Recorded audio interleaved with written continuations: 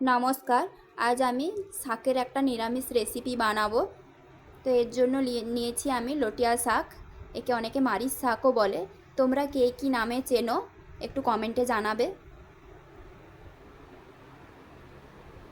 এই শাকগুলো আমি কেটে ধুয়ে নেব। আর এখানে কেটে রেখেছি আলু, বেগুন, উচ্ছে ও টমেটো, ছোট ছোট করে কেটে রেখেছি। বন্ধুরা, আমার ভিডিওগুলো ভালো লেগে থাকলে অবশ্যই চ্যানেলটি সাবস্ক্রাইব করে আমার পাশে থাকবে। তেলের মধ্যে আমি ভেজে নেব উচ্ছে।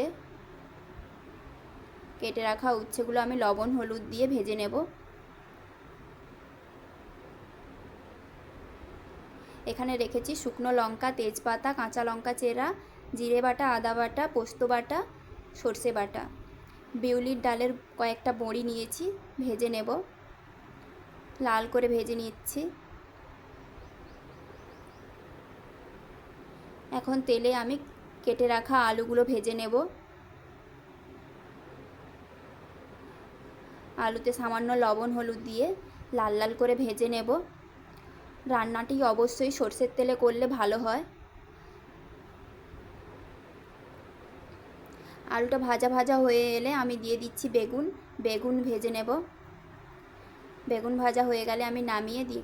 আবার কড়াই তেল দিয়ে তাতে সামান্য লবণ দিলাম।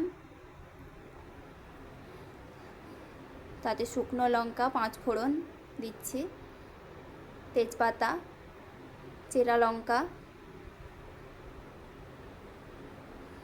টমেটো কুচি,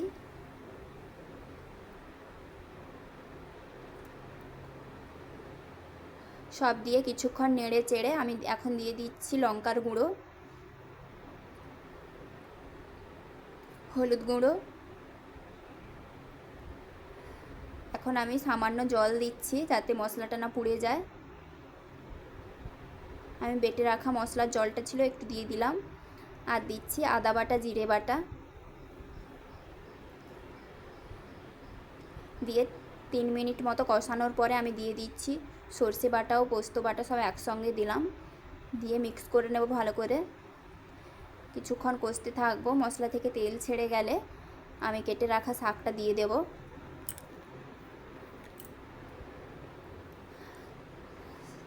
শাকটা ভালো করে নেড়ে চেড়ে ঢাকা দিয়ে রান্না করব। ঢাকা দিয়ে সেদ্ধ হয়ে গেলে শাকটা অনেকটাই কমে যাবে, তখন আমি দিয়ে দেব হচ্ছে লবণ।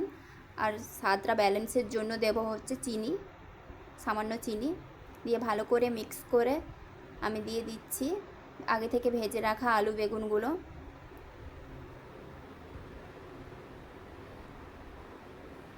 এরপরে আমি দিয়ে দিলাম ভেজে রাখা বড়িগুলো।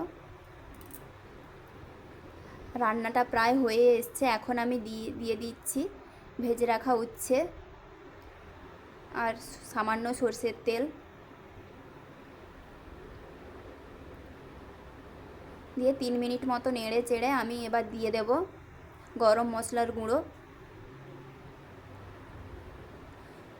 গরম মশলা দিয়ে মিক্স করে আমি নামিয়ে নিলাম। এই হলো ফাইনাল ভিউ। তো আমার ভিডিওগুলো আপনাদের ভালো লেগে থাকলে লাইক, কমেন্ট, শেয়ার, সাবস্ক্রাইব অবশ্যই করে দিও। ভিডিওটি দেখার জন্য অসংখ্য ধন্যবাদ।